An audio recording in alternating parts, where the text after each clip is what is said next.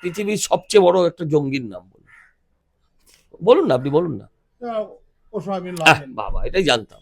আচ্ছা, Osama bin Laden কখনো বলেছে হিন্দু হোক, খ্রিস্টান হোক, রাশিয়া হোক, কারোর 30% মানুষকে, জনতার আমি মুন্ডু কেটে আমি ভাগীরথী, আচ্ছা ভাগীরথী নেই, ওখানে যে নদী আছে সেই নদীর জলে, সাগরের জলে ভাসিয়ে দেবো, কখনো বলেছে? আপনি আমায় বুঝিয়ে বলুন, একই না। সেটা আমরা শুনতে পাই। আমরা শুনিনি, কারণ ওর অনেক বক্তব্যই শুনেছি, ওর অনেক বইপত্র পড়েছি, কোথাও এটা আমরা পড়িনি, শুনিনি। একজন সরকারের একজন পার্ট, আপনি যেমন বললেন একজন কাউন্সিলর, আপনি একজন প্রশাসনিক ব্যক্তিত্ব, সেরকম একজন এমএলএ, সে তো আরো অনেক বড় প্রশাসনের পর্যায়ের, না উচ্চ পর্যায়ের প্রশাসনিক ব্যক্তিত্ব। সেই মানুষটা বলছে 30% হিন্দুকে কেটে ভাগীরথীর জলে ভাসিয়ে দেবো, সেটা আধ ঘন্টা না 2 ঘন্টার ভেতরে। পৃথিবীর কোন যারা লাখ লাখ হিন্দুকে খুন করেছে, সে গজনীর সুলতান থেকে শুরু করে, মামুদ থেকে শুরু করে, নাদির শাহ থেকে শুরু করে, বাবর অব্দি, কেউ এই কথাটা অন্তত মুখে বলেনি।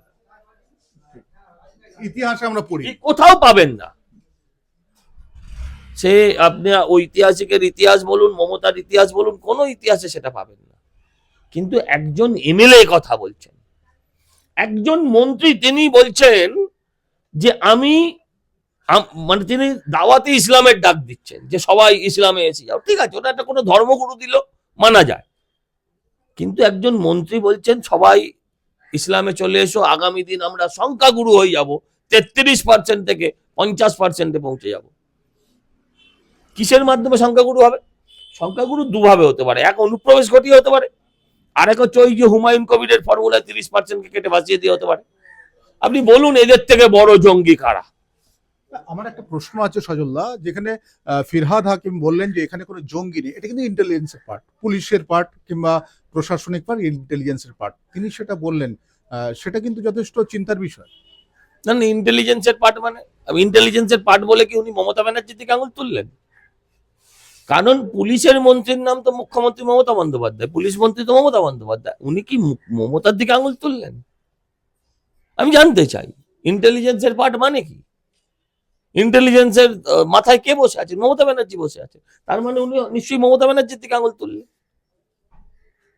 এখন মুশকিল হচ্ছে যে এরা যে কি বলছে আর কি করছে এরা নিজেই জানে না।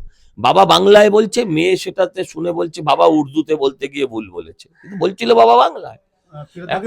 হ্যাঁ, তো বাংলা, সেসব আমি জানি না, ও বাংলা ভাষী, ও বলেছে যে আমি হিন্দু গর্ভে যারা জন্মায় তাদের হতভাগ্য, উনি কোন গর্ভে জন্মগ্রহণ করেছেন, এসব নিয়ে আমি কোথাও যেতে চাই না।